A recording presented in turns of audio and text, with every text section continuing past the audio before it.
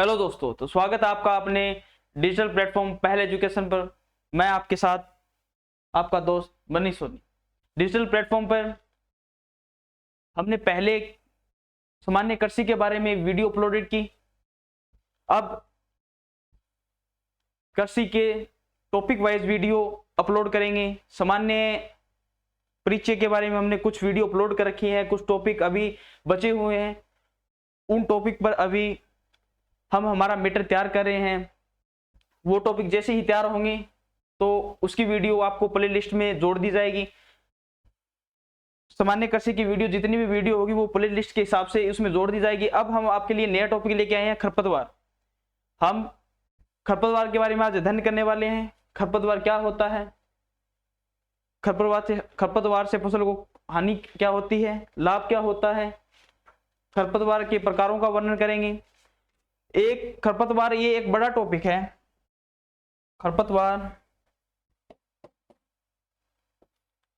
खरपतवार एक बड़ा टॉपिक है। इसे एक या दो पार्ट में हम खत्म नहीं कर सकते, क्योंकि अगर हम एक या दो पार्ट में इसे खत्म कर देंगे तो खरपतवार टॉपिक आपको आसानी से समझ में नहीं आ सकता।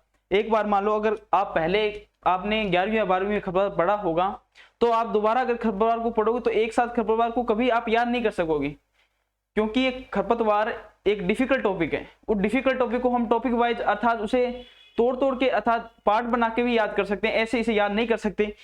क्योंकि इसमें ऐसा होता है कि अगर हम मान लो खरपतवार का वर्गीकरण पढ़ेंगे तो उसमें 6 वर्गीकरण है।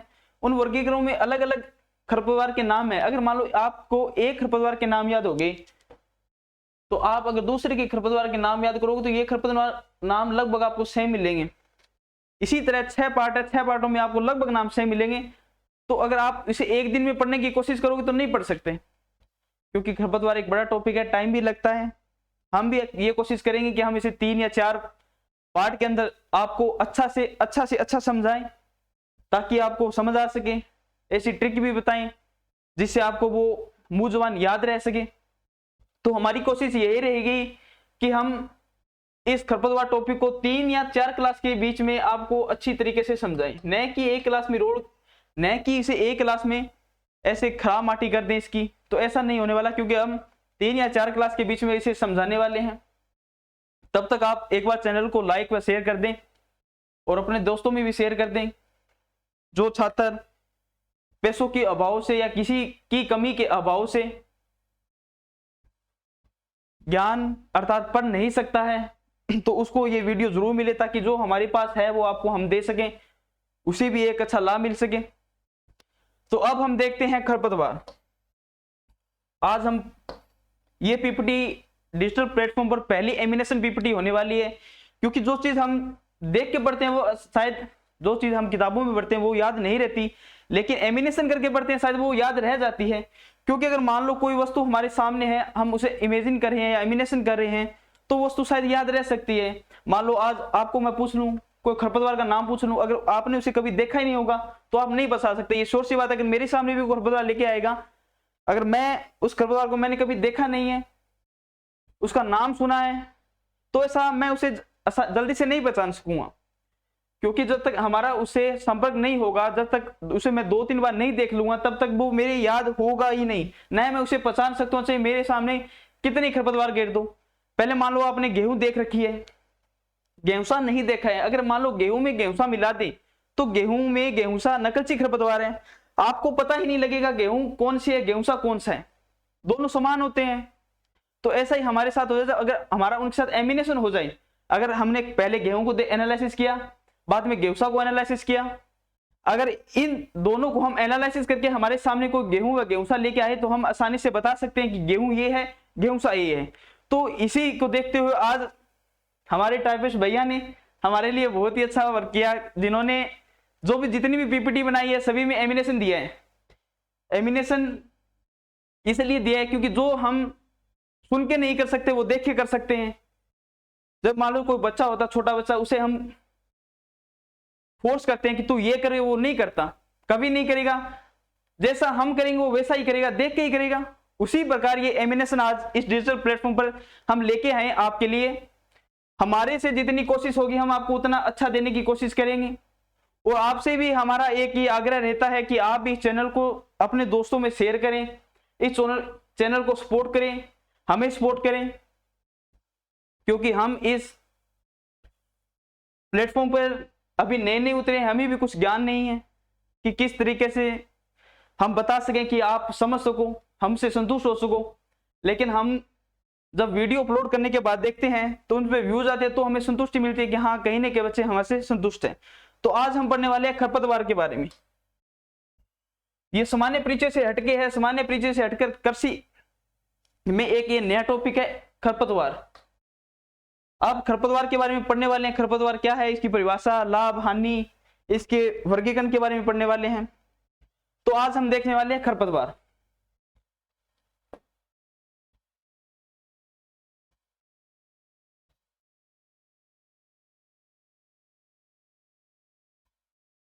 आज हम देखने वाले हैं खरपतवार। खरपतवार की परिभाषा। खरपतवार की परिभाषा, कई बार हमने सुना है कि हम सभी लोग फार्मर फैमिली से बिलोंग करते हैं। कोई हम ऐसा होगा जिनके फादर्स या मदर्स नौकरी पेशे में होंगे या कोई बिजनेस लाइन में होंगे, लेकिन लगभग शायद फार्मर फैमिली से बिलोंग करते होंगे। कोई नाम सुना होगा कि जैसे देसी भाषा में बोलते हैं, आज निनाण काटन जावा, ऐसा नाम हमने सुना है, क्योंकि लगभग सभी फार्मर फैमिली से बिलोंग करते हैं।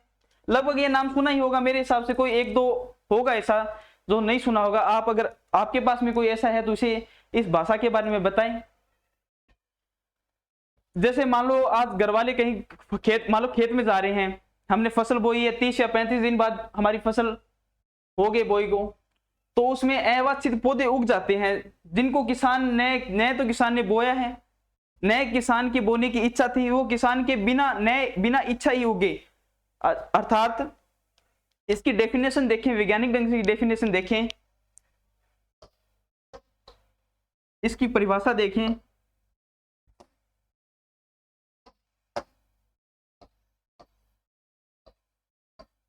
परिभाषा, वे अवांछित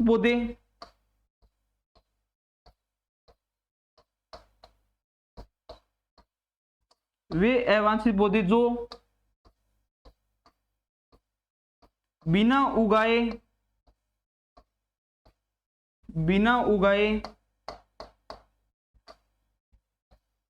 स्वतः ही फसल में उग जाते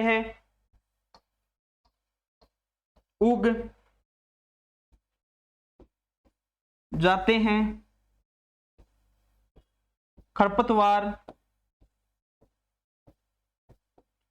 खरपतवार कहलाते हैं।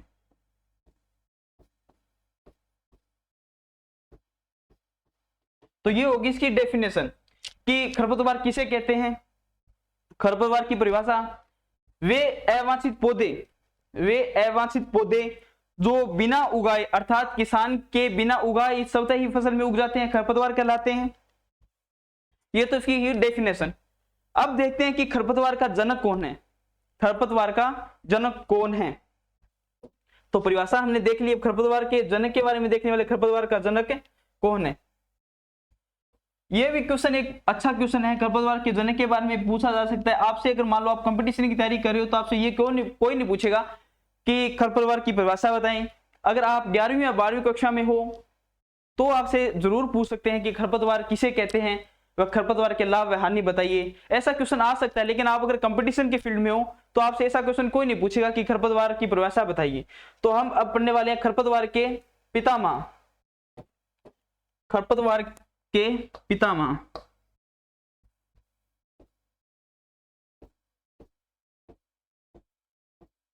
खरपतवार के पितामह। तो आप कमेंट बॉक्स के माध्यम में बताएं कि खरपतवार के पितामह किसे कहा जाता है। तो खरपतवार के पितामह जेंथ्रोटूल को कहा जाता है।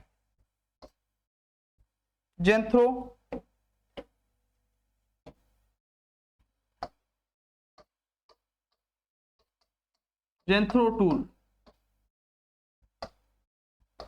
खरपतवार के पितामह ज़ेंथ्रोटूल को कहा जाता है। हमने सर्वप्रथम देखी खरपतवार की परिभाषा, खरपतवार किसे कहते हैं, खरपतवार के पितामह किसे कहा जाता है, तो खरपतवार के पितामह कहा जाता है ज़ेंथ्रोटूल।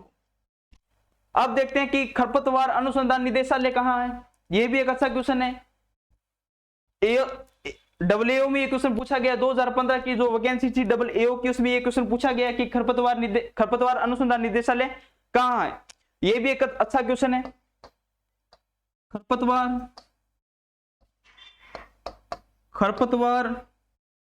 अनुसंधान निदेशालय,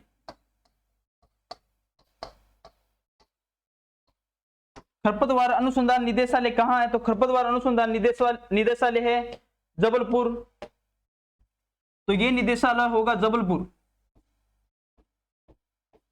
और इसकी ये अगर यहां से क्वेश्चन घुमा के पूछे तो पहले पूछ सकता है कि खरपतवार के पितामह कौन है। ये क्वेश्चन अच्छा क्वेश्चन बन रहा है। और अगर ये ना पूछे, इसके हटके पूछे, तो ये पूछ सकता है कि खरपतवार अनुसंधान निदेशालय कहाँ है, जबलपुर। अगर इससे भी हटकर क्वेश्चन पूछ सकता है तो खरपतवार अनुसंधान निदेशालय की स्थापना कब हुई, तो खरपतवार अनुसंधान निदेशालय की स्थापना 22 अप्रैल 1989 को हुई। 22 अप्रैल 1989 को खरपतवार अनुसंधान निदेशालय की स्थापना हुई, जो कहां है, जबलपुर में। अब हमने नॉर्मली बात कर ली खरपतवार की परिभाषा, खरपतवार के पितामह, खरपतवार अनुसंधान निदेशालय कहाँ है, खरपतवार अनुसंधान निदेशालय की स्थापना कब हुई। ये तो हो गई हमारी नॉर्मल बात। यहां से ये बस ये क्वेश्चन आ सकते हैं, 3 क्वेश्चन अगर आपसे एग्जामिनर पूछे तो ये क्वेश्चन आपको पूछ सकता है कि खरपतवार के पितामह कौन है, खरपतवार अनुसंधान निदेशालय कहाँ है, और 22 अप्रैल 1989 की इसकी क्या हुई, स्थापना हुई। ये भी एक अच्छा क्वेश्चन बनने वाला है। यहां से अगर एग्जामिनर आपको घुमा के क्वेश्चन पूछे तो पूछ सकता है ये खरपतवार अनुसंधान निदेशालय की स्थापना हुई। अब देखते हैं हम इसी मैटर में के अंदर नेक्स्ट देखते हैं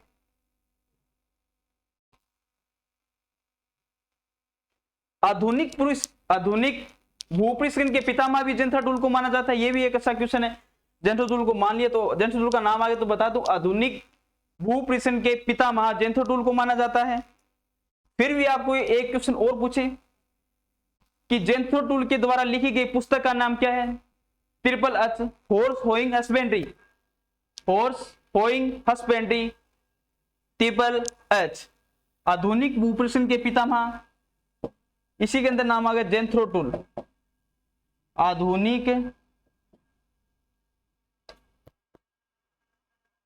भूपृष्ठन के पितामह, आधुनिक भूपृष्ठन के पितामह को कौन है, ये भी आपसे अगर क्वेश्चन पूछे तो पूछ सकता है, क्योंकि ये भी ज़ेंथ्रोटूल से जुड़ा हुआ एक क्वेश्चन है। आधुनिक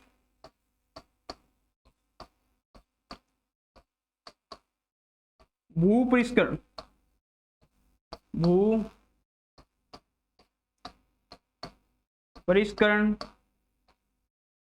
के पितामह,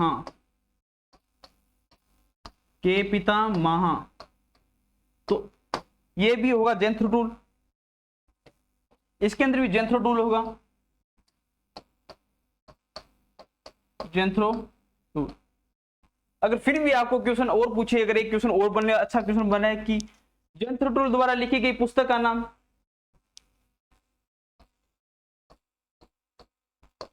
ज़ेंथ्रोटूल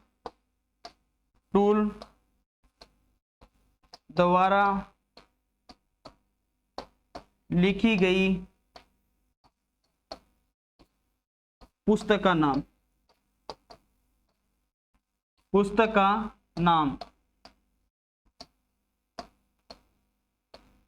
नाम वो है HHH हॉर्स होइंग हस्बेंड्री। इसका फुल फॉर्म है हॉर्स होइंग हस्बेंड्री, ये इसका फुल नाम हो गया। अब अगर इसी संशय में अगर आपको कोई और क्वेश्चन पूछे तो ये क्वेश्चन पूछ सकता है कि आधुनिक भूपृष्ठन के पितामह कौन है, तो वो है ज़ेंथ्रोटूल, और ज़ेंथ्रोटूल द्वारा लिखी गई पुस्तक का नाम ही पूछ सकता है। अब हम देखते हैं इसी के अंदर नेक्स्ट देखते हैं, ये हमारी खरपतवार की परिभाषा होगी। अब देखते हैं खरपतवार की विशेषता। खरपतवार की विशेषता, पहली विशेषता में है खरपतवार बीज उत्पादन अधिक। अब हम इसी देखते हैं कि खरपतवार की क्या क्या विशेषता होती है। परिभाषा तो हमने देख ली, पितामह देख लिया, खरपतवार अनुसंधान निदेशालय के बारे में हम देख चुके हैं। अब हम देखते हैं खरपतवार की विशेषता, अर्थात खरपतवार की क्या क्या विशेषता होती है, ये किन किन विशेषताओं से परिलिचित होता है। तो पहली विशेषता में है बीज उत्पादन अधिक, अर्थात इसका बीज उत्पादन भी अधिक होता है। सामान्य फसल होगी वो शायद एक पौधे से मान लो आप 30 या 40 बीज उत्पादन हो सकता है एक पौधे से, लेकिन इसका एक पौधा लगभग 1,96,000, 1,75,000, 70,000, 72,000 से बीज उत्पादन कर सकता है। इसी में हम देखते हैं बीज उत्पादन अधिक। पहला जंगली चौलाई, पहला है जंगली चौलाई, जंगली चौलाई जो बीज उत्पादन करता है 1,96,000।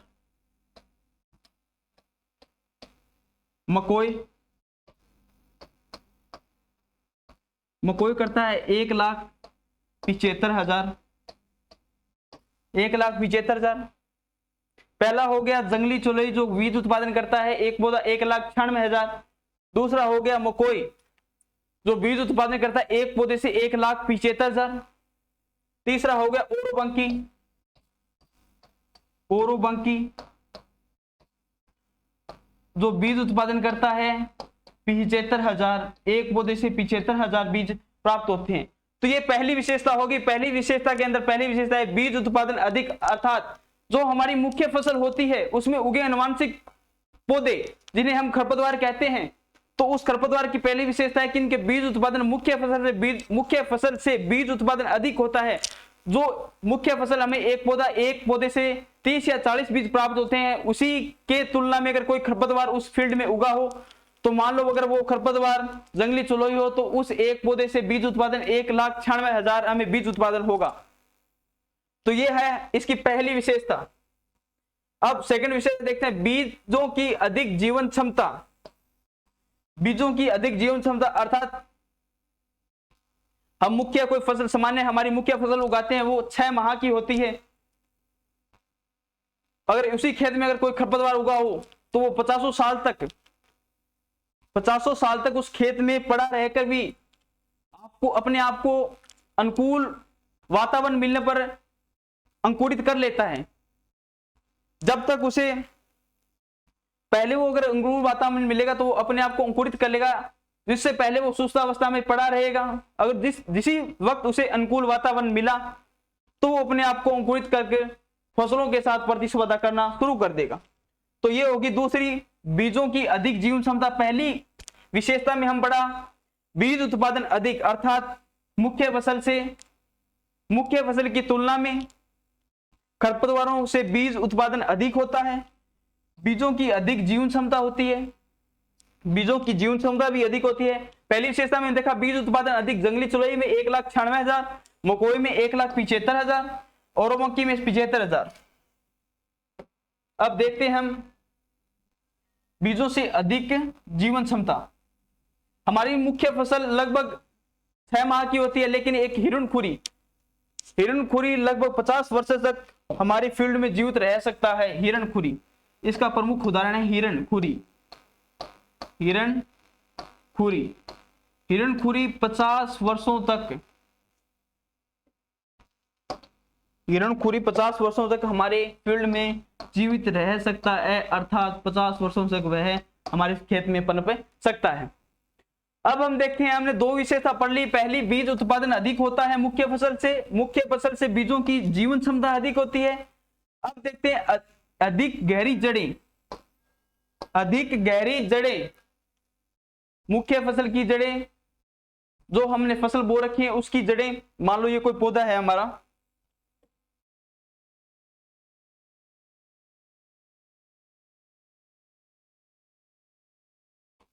मान लो ये कोई प्लांट है,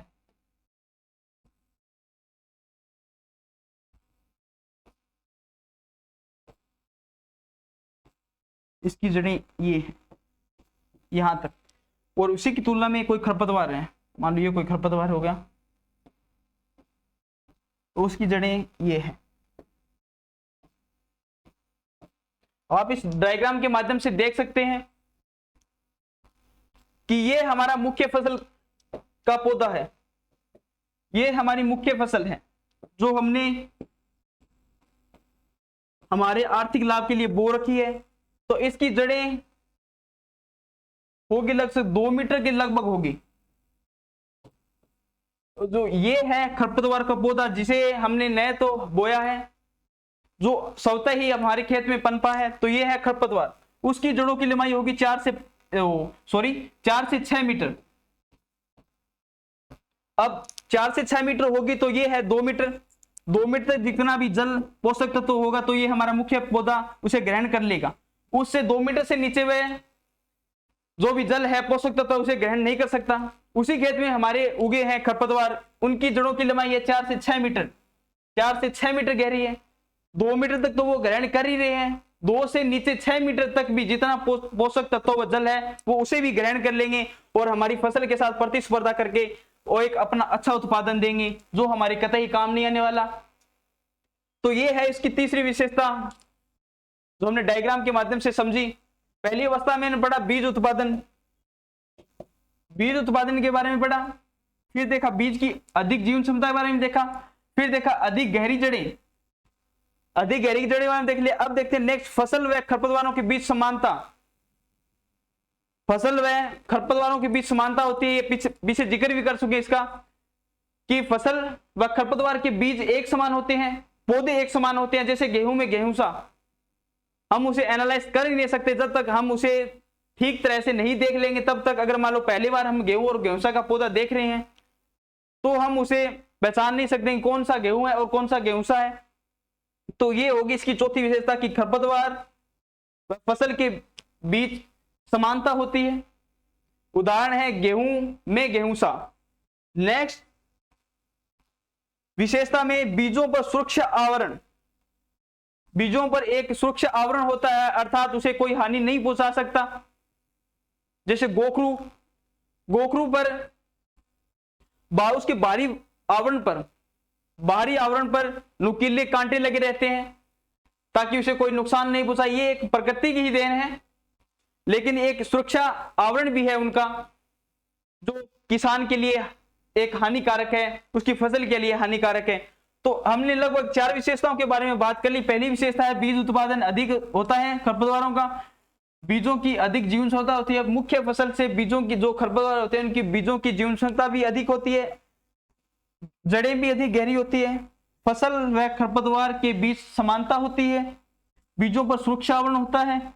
मनुष्य के स्वास्थ्य पर विपरीत प्रभाव, अर्थात मनुष्य के स्वास्थ्य पर विपरीत प्रभाव डालते हैं। पार्थेनियम जो गाजर घास होता है, अगर गाजर घास किसी मनुष्य के शरीर से अर्थात शरीर के किसी अंग से स्पर्श हो जाए तो मनुष्य में खुजली जैसा कोई रोग हो जाता है। यह मनुष्य के लिए एक मनुष्य स्वास्थ्य के लिए एक विपरीत प्रभाव मनुष्य पर डालता है। तो ये लगभग इसकी विशेषता होगी। विशेषताओं के अंदर हमने 6 विशेषता देख ली है इसकी। अब देखते हैं खरपतवारों के लाभ व हानि। खरपतवारों के लाभ व हानि, खरपतवारों से लाभ क्या होते हैं, हानि क्या होती है।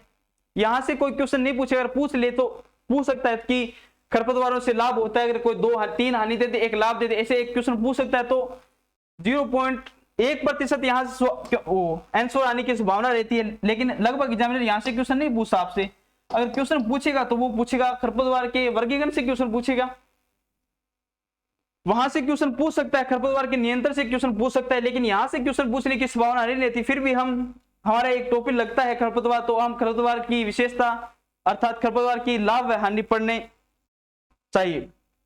तो अब हम देखते हैं खरपतवार के लाभ व हानि। पहले देखते हैं खरपतवार के लाभ।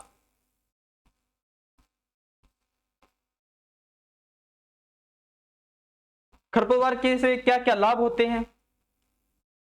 खरपतवार से मान लो पहला लाभ देखो, पहला लाभ है मृदा संरक्षण।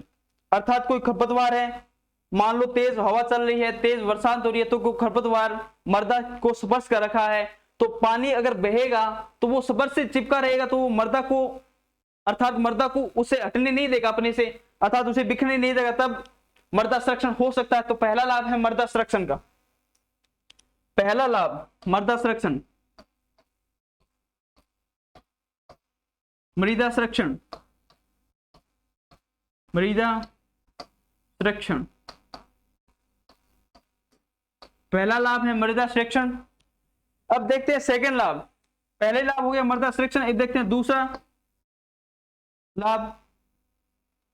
कुछ खरपतवार होते हैं जिनका उपयोग हम सजावट के रूप में करते हैं, तो सजावट के रूप में ये भी एक लाभ हो गया, सजावट के रूप में ये हो गया हमारा दूसरा लाभ कि खरपतवारों का उपयोग सजावट के रूप में करते हैं। अब हम देखते हैं नेक्स्ट, आर्थिक महत्व में। आप ये सोचो कि खरपतवार तो हमें नुकसान पहुंचाते हैं, लेकिन इनका आर्थिक महत्व कैसे हो सकता है? तो आर्थिक महत्व होता है,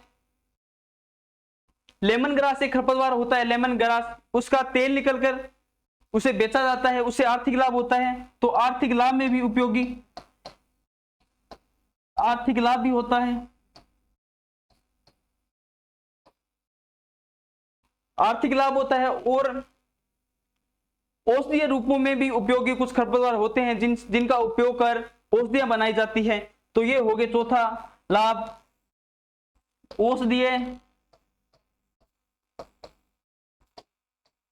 औषधीय रूपों में उपयोगी। तो ये हमने खरपतवार के लाभ पढ़े। पहला लाभ हो गया मृदा संरक्षण में, दूसरा लाभ सजावट के रूप में भी इनका उपयोग किया जाता है। आर्थिक लाभ अर्थात इनसे पैसे भी कमाए जाते हैं। औषधीय रूपों में उपयोगी, कोई कोई ऐसा खरपतवार होता है जिनका उपयोग औषधीय रूपों में किया जाता है। हमने लाभ के बारे में अध्ययन कर लिया। अब देखते हैं हानि।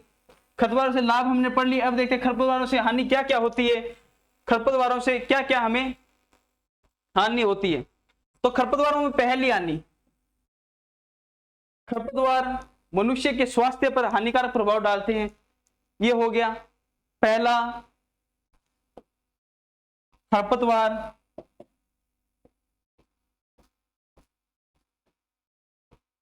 मनुष्य स्वास्थ्य पर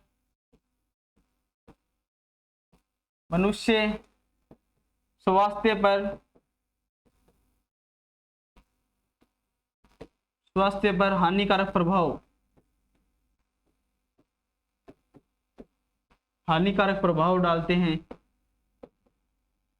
पहला इसकी हानि ये हो गई कि मनुष्य के स्वास्थ्य पर हानिकारक प्रभाव डालते हैं, अर्थात मनुष्य के स्वास्थ्य पर भी एक हानिकारक प्रभाव डालते हैं। अब देखते हैं सेकंड, फसल गुणवत्ता में भी प्रभाव डालते हैं। फसल गुणवत्ता में प्रभाव,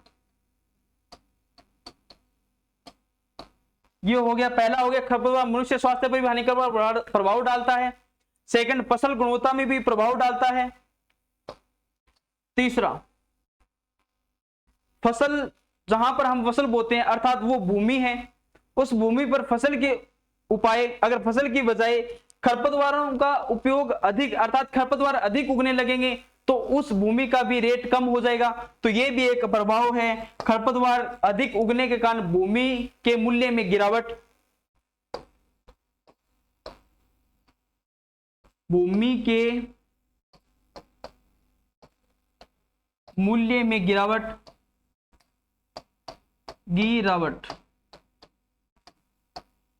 अब हानि का लास्ट टॉपिक देखते हैं कि अगर मान लो कोई खरपतवार है उसे कोई पशु सेवन कर ले तो उससे हमें जो पदार्थ प्राप्त होता है, जैसे दूध मान लो, घी मान लो, दही मान लो, तो वो तो प्रोसेस होती है अलग। पहले हमें पशु से दूध प्राप्त होता है, तो अगर मान लो कोई पशु ऐसे खरपतवार का सेवन कर ले, सेवन करने के बाद जब पशु से हम दूध निकालें तो उस दूध में दुर्गंध आए, जैसे कास्तनी का सेवन करने से पशुओं के गोबर, दुग्ध में भी एक अलग सी स्मेल आने लगती है जो मनुष्य स्वास्थ्य के लिए हानिकारक हो सकती है।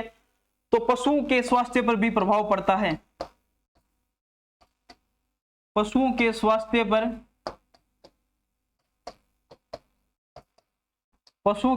पर भी प्रभाव पड़ता है। तो ये हो गए आज हमारे खरपतवार से लाभ व हानि। लाभ व हानि हमने खरपतवारों के पढ़ चुके हैं, खरपतवारों की विशेषता भी पढ़ चुके हैं, खरपतवारों की परिभाषा भी पढ़ चुके हैं और खरपतवार खुद की परिभाषा पढ़ चुके हैं। तो अब हम इस खरपतवार की 2 या 3 पार्ट में खरपतवार को खत्म करने वाले हैं। ये आज हमारा खरपतवार का पहला पार्ट था। मैं आशा करता हूं कि आपको खूब समझ में आया होगा। अगर मान लो फिर भी कोई आपको डाउट रह गया, संशय रह गया, या हमारी तरफ से आपको कुछ गलत बता दिया गया, तो वो आप कमेंट माध्यम से जरूर बताएं, ताकि हमें भी पता चले कि हम कहां गलतियां कर रहे हैं, ताकि उन गलतियों पर हम सुधारें। तो तब तक आप इसे जरूर पढ़ें और चैनल को सब्सक्राइब करें और वीडियो को शेयर कर दें। तब तक जय भारत, जय हिंद।